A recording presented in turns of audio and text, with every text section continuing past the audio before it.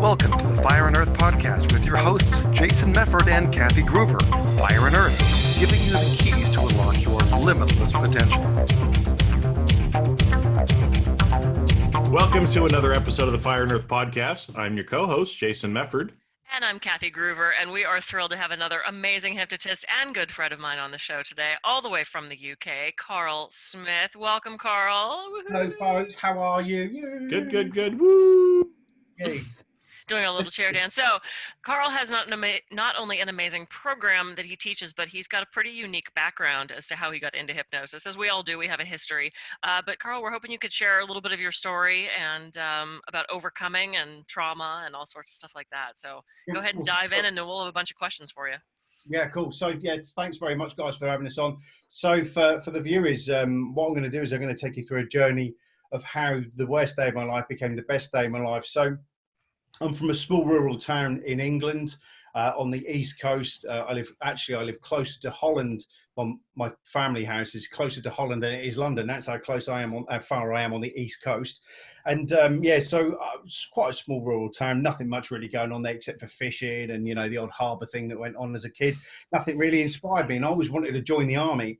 So I spent all my youth not caring about school. I'll be brutally honest. It was like, yeah, whatever, throwing exam papers away, causing as much trouble as I could because I'd made my mind up where I was going to go. So when I finished a couple of apprenticeships, it was still going through my head that I wanted to join the army, and I did. And eventually I did join the army, and I did 12 years in the British Army, and I went to all the places that your holiday representatives definitely won't send you to. I've been to all the sandy places. Mm-hmm. I've done the Kosovos, the Bosnias, the Balkan side of things. I've done the Afghan tours. I've done the Iraq stuff. What else have I done? The Northern Islands. I've done all of that. So I came out and I've done a lot of different tours. I'd seen the worst of humanity and obviously the best of humanity as well. So I'd seen some really good humanitarian type of things, but I'd also seen ethnic cleansing on the same side. So I'd seen a lot of stuff in my time. I've been shot up, blown up, spat on, pissed on many a time. And that's just a Friday night. Yeah, I was going to say that's Friday night at the pub, right? Yeah, that's a normal night out for me. So I just locked myself away and do that stuff. But so I did 12 years and, I loved it, but I just had enough. I got burnt out from it all and I decided to leave. So I planned in my head that I was going to leave. And what happened is about a year out. So you have to give like a year's notice really when you're in the military, just to say you're going to come out. So you sign off. And when I signed off, I then applied to join one of the UK police forces. So what happened was it came along, and I planned it, and with some great bosses in the army, they realised that there was going to be a bit of overlap. So I left the army on the 3rd of September and joined the police on the 5th of September. So that was continuity for you, yeah. So Her Royal Highness Queen Elizabeth, she kept paying me money for all of my career. So basically, I left on the Friday, had the Saturday off to unpack, pack, and wash, and then leave on a Sunday to go to the place where I was joining. So it was never ending. So I joined the police force and I thoroughly enjoyed it. And I went through and then became a SWOT officer for the UK people, a firearms officer. For our friends overseas, it's SWAT officers. So just to put a differentiation in there, I was dealing with all the high-end tactics. So I was doing all the tactical stuff around cars, building entries, all that type of stuff. So I was, kitted out, and we were doing some really high-end tactical stuff. It was really good fun, and I loved it. And then I became an instructor. I became what they call a national firearms instructor. So I was teaching people how to do these tactics and how to do the firearms and how to do all that. So I used to teach people how to shoot pistols, long rifles, tactics on cars, tactics on buildings, tactics aircraft, you name it. I did all that, and it was brilliant. I loved it. But then what happened was that on August the 4th, 2006, 2006, what happened is that I just got home from being on duty. I was still in my uniform. I was minding my own business, walked in the door, I was greeted by my littling, and I did something that I don't normally do, but I do now. Kathy knows now. But I walked in and I grabbed a beer. I don't drink. I wasn't on duty the next day, and I always had it in my head, you never drink the night before duty. It's just one of those things. You don't want to risk your career having a couple of sherbet, having a couple of drinks. There's no point. So I'd finished my shifts, popped open a beer, sat there drinking away, and the next minute it was an almighty crash out the front, and I was like, what the fuck was that? So I went outside, went into police mode while sat in my net, and there we are in the front of our house and next doors is a Mitsubishi Colt, which is I think is a European car anyway. It's a Mitsubishi short 4-seater car. Anyway, I run around the front, and I went to the right side of the car, ladies and gentlemen. We went on the we designed this shit. So anyway, I went round to the driver's side. That makes it easier. Went round to the driver's side. When I'm doing the explanation, I have to explain. That's why I'm using my left hand. So I wrapped my hand around the steering wheel, and I noticed there was a young lad in there. Well, I noticed there was a young lad in there. Wrapped my hand around the steering wheel for some unforeseen reason. I don't know why I did it. I just did. I wrapped my hand around it, and then I tried to help him the best I could from driving off, and I was hitting him, I was headbutting him through the window, I was doing everything. The car wheels were still spinning, and there was people screaming around me. I was doing the best I could, but unfortunately the brick wall collapsed, trapped me underneath the car, and they dragged me. They reckon around 80 yards, and the reason they found that is because they found my pants, and I have to get this right for the American market, my pants, my trousers, and my underwear 80-90 yards backwards. That's where they found my clothes. So I laid there in a naked mess, battered and bruised and God knows what else. I knew that something tragic had happened, but I couldn't quite get my head around it because a lot was going on in my head at the time. And then I heard this massive revving, and then bang, he comes in again and hits me again. But at least he did something polite for me that night. He drove me all the way home. He took me all the way home, dropped me off back home again. So he was quite a fellow, really, wasn't he? Quite a nice fellow. So yeah, I had burn marks. There was damage to my my Achilles was snapped, my heel bone was snapped, my patella, my kneecap was jutting off to the wrong side, my tibia fibula were done, femur was flexed, lumbar region was damaged, 1 and 2 up here got caught out as well, forearms were done. That's why I've got tattoos on there to cover up scars. I wish I hadn't done it now. But on the same token, damage up here, fractures. So yeah, he left me in a complete mess. So there I was, minding my own business in my front room, run outside doing the policing thing, and ended up getting run over twice in one sitting. So most people don't do that. Right? Most people don't do that in their life. I managed to do it twice in one day. So he drove off and left me for dead. Ambulance crew turns up, helicopters and that turn up, and they're on a search, and they don't find the car for 2 days. Oh, sorry, no, they found the car within 2 hours. They didn't find the guy for another 2 days.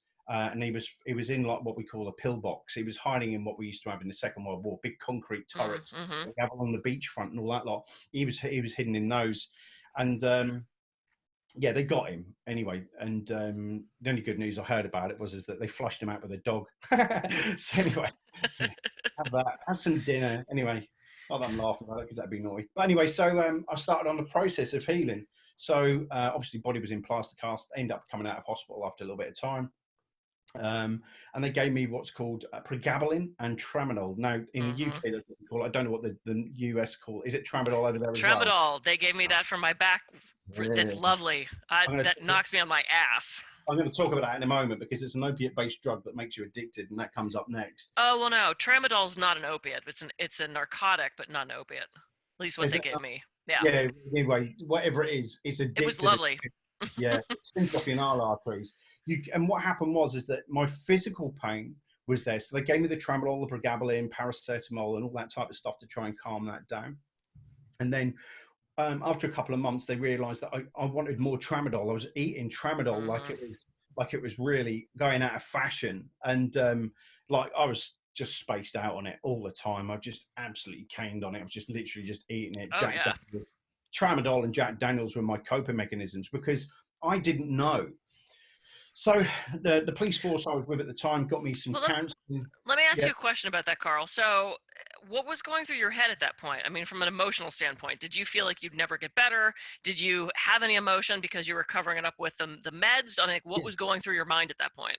Well, the key thing is that what had happened was that I didn't know anything about hypnosis, hypnotherapy, counseling, CBT. I mean, my experience in the military is if we saw anything like ethnic cleansing, or, you know, when we were in Kosovo, when we saw things that weren't pleasant when we were in Northern Ireland. We saw things that weren't pleasant. The best way to get around it was drink lager, and that was what they did. They just gave you lager. So I actually felt that there was no other way. The Right. stigma So of you just mental covered health. it all up. Yeah, just my coping mechanism was just drink and eat tramadol. That was it. And I thought, well, that's the rest of your life. And it went down that road there for a long time. And then the doctors were like, no, you're not having any more tramadol. I started kicking off at the doctors, bearing in mind I was a happy-go-lucky fellow. Now I'm in the doctor's surgery threatening to punch his face through because he won't give me any more tramadol. So now I'm basically a drug addict, and that's what's happened. And so the force realized they were really good. The force were really good. So they got me a counselor. But before I start this, counsellors, CBTs, and other change workers, this is my personal opinion. I don't believe that everyone's shit, but I'm not going to tell a story that makes it sound crap. I went to a counsellor, and one of the first questions that was asked is that, tell me how it feels to be run over. And I sat there and went, what did you just It hurts.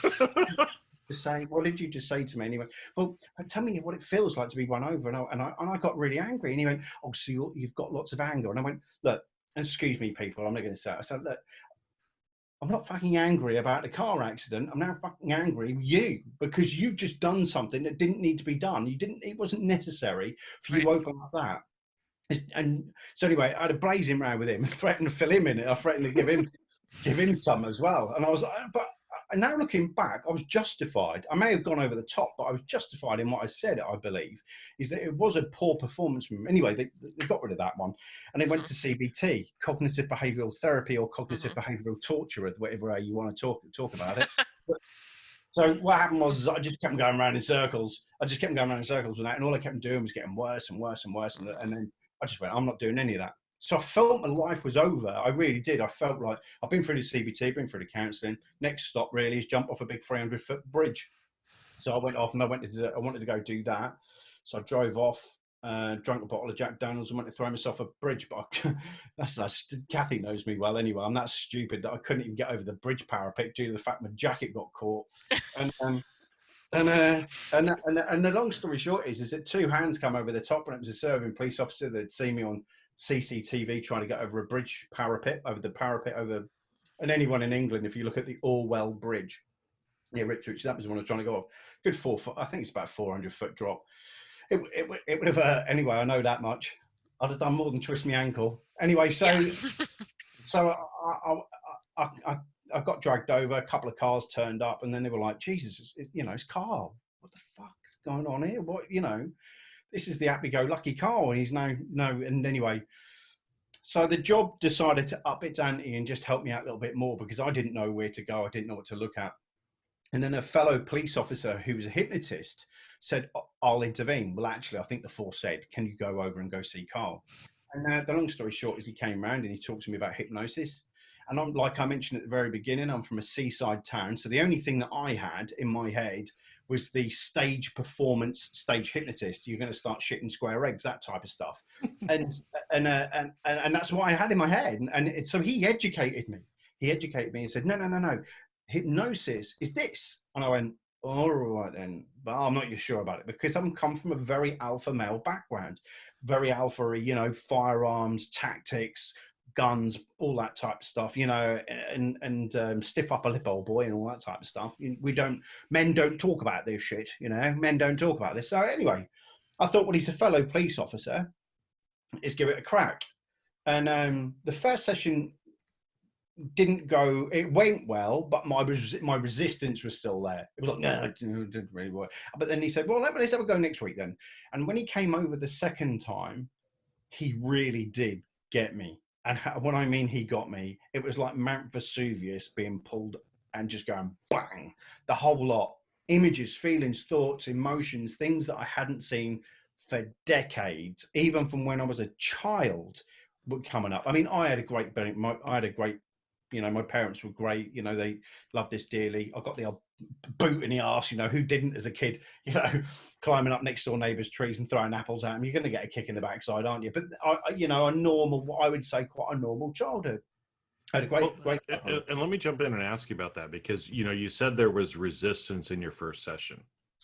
Yeah. And so I'm guessing, as far as, because in order to get it, to have hypnosis actually work, you have to actually kind of go through that induction period and actually kind of relax, right? So is that kind of what you're talking about? Is your resistance was, Well, I'm still not sure about this, and so you weren't able to actually get into the right state for it the first time? And that's key to what I do nowadays. My job is to educate people to what they may experience, what it feels like, how it may go, what they may do, what goes on as well. Whereas that was the bit that even though he was a gem, and I mean this, that was the bit, and I was like, no. There was something inside going, don't let go, don't go in there, don't go near the cookie jar. You're not going near there, don't leave it alone. Sure. And I felt I wasn't prepared properly for it. So when I was sitting there and he was talking me through and just doing stuff, I felt like I couldn't do it. So the next time he said, well, after when we did the debrief on the first one, that's why he said he'll come back. And the second time is when he got me, and that was when he really, really did hammer home what you could experience. You've got nothing to fear, calm it down, lots of speech patterns and lots of different things that he did with me. And it was, he really did go to town on me. And so, yeah, it became, I was able to relax more. I was able to just go, right, let's do this. The key thing about any change work is accepting that it can happen. And the will to let it happen. The first time when he went to do it, I don't believe I was ready for it. I hadn't committed myself to it. Whereas the second time I went, no, I'm committed now. I'm committed. I want this to go away. I can't keep going like this. I've got young children. So it's the same as any change work. I was just discussing with somebody a little while ago about stop smoking. If somebody says they want to try and stop smoking, I'll send them away. I don't want to work with them. When they tell me they will do it and they will give up smoking and they're ready to start, then I'll work with them. Same principle, really. And that brings up an interesting point. So the first time you had it, you were a little resistant. Did you find that, and now you wouldn't have known this at the moment, but looking back on it, were you having secondary gain from being so stuck? Were you getting attention from people? Were you not having to work? Was there a benefit for you to stay stuck and depressed and drinking and? No, I don't know what you mean by that about the gaining. No, I don't, because I'd changed so much within myself. I'd gone from, going into, going in, having a laugh and a joke. I loved my job. I really did. I wasn't an arsehole in the police. Being ex-military, I had a bit of street cred. I had a little bit of street thing on there. I'd rather grab people, throw them in the back of the cab, drive them home, boot them out near their home, just go from there. But I loved my job. I really did. I used to love my job like that. So I really wanted to get back, but there was a fucking brick wall. It just wouldn't let me come back in. So I don't believe at the time. I think I realised deep down that Jack Daniels was going to ruin. I think my son was the biggest thing. Ross, my eldest, he was the biggest driver for me, because he was coming in every day and Daddy was just a pisshead just a drunk on the couch, when he hadn't been. He'd been out running and swimming and doing this and doing that and been active, supporting. We bought an allotment, like a lump of land, really, where we could do like small veg, potatoes and all that type of stuff, and it was our hobby, mine and his hobby. That all just went blown out the window. And strangely enough, I just wanted to get back into that just so I could do it. So so the second time on the hypnosis, bang, the whole lot came out, the whole lot. And that's where we're accumulating. Post-trauma is not about one event. Post-traumatic stress disorder or post-trauma is not about one event. Post-trauma or post-traumatic stress disorder, if you want to call it that name, is about accumulated stress factors. Post-trauma doesn't happen because of one event like a car accident. It happens because of a series of events that happened prior to that. That's just the catalyst. So in my case, little things when I was younger that came up, they were nothing spectacular, but little things my subconscious, unconscious monkey brain had decided to hold on to until eventually the pressure cooker. And if you look at a pressure cooker, you put a little bit of fluid at the bottom of it where your fight, flight, freeze mechanism sits. And that little bit of fluid sits at the bottom. And that's the bit that keeps you alive. But then we apply the heat of life, and then the pressure starts to build within the pressure cooker until eventually one thing will tip it over the edge and go and make it go bang, and it just won't stop. It will just keep the heat on. The heat will stay on the pressure cooker. And that's the way I look at post-trauma. And it's not until you turn the heat of life down underneath the pot that the pressure subsides, and then the pressure starts to come down again. And that's the way that I look at post-trauma. A very simple metaphor there, and an analogy there. It's just, and so what happened was my pressure cooker blew. and it blew it all out. Within one session, I was nigh on sorted, and you know, and it only took a couple more sessions really to get my backside back online really. And a lot of people couldn't believe how quickly I'd done it afterwards as well. I had to do some recalibration in my own body and get myself sorted, but you know. Well, and I think that analogy of the pressure cooker that you just used is important for people to get again. So to kind of like summarize again and hit home to people, because what you said, you know, PTSD, it's about accumulated stress factors. Yeah. And there's usually one event that ends up being the catalyst that, like you said, just makes us lose our shit. Right. Yeah. Yeah. And a lot of, you know, traditional talk therapy or other stuff, even like what you talked about to begin with, you know, the guy's like, how does it feel to get run over? It's like, what the fuck are you talking? It hurts, right? Yeah. You know, he's focusing on that one particular event that Yeah. was the catalyst. But like you said, when you opened up, it wasn't just that event. It was all of this other stuff that came out that only something like hypnosis can actually help you get to at a subconscious level. And I think that's why I loved hypnosis so much, because it was just a direct line of sight straight into the subconscious, unconscious monkey brain. And that's, I always say that because it's dependent on what country I'm working in. But the thing is that it goes direct in, and it allows the subconscious, unconscious to let go. It says, right, you've got this, and my job then is to negotiate and go, okay, we're here now. Let's let go of any negativity, all right? And all my sessions are direct. And if any of my viewers want, you know, interested in learning, I've got a YouTube channel. It's all free. You can go learn on there. So such great stuff. And you'll see me work, especially with trauma. And the key thing is that if you allow the subconscious, unconscious monkey brain to do what it wants to do, not we're forcing it what we think it to do, then that's when it works better. That's why some talk therapies don't work. And that's why some hypnotherapists don't get it right, because what they're doing is they're forcing their metaphors and analogies into a scenario that the client subconscious is going, I don't get it. I just don't get it. I really don't get it. What sandy bloody beach? What the fucking, what you on about? Waterfall? Piss off. And that's what it's doing. And mine's very content free. And what I'm doing is I work around content free hypnosis, because if we work on the premise, the issue is never the issue. Any therapist worth their weight in gold will tell you now, when a client walks in the door, the issue that they tell you is not the issue that's actually the thing that's playing them up. Never is. I've got anxiety. But when you peel back the layers, it's got nothing to do with that. It's got nothing to do with it whatsoever. So the issue is never the issue. So as a hypnotist, my job is to draw that information straight out of this part here, directly without this. Now, some people may find this really weird, but if you watch some of my videos, my consultations last me less than 5 minutes. I'm only going to ascertain any contraindications. Are they ready to go for it? And then we're in. I'm not even going to bother asking them to verbalize it. Don't even bother. There's no point. And it works a treat for me.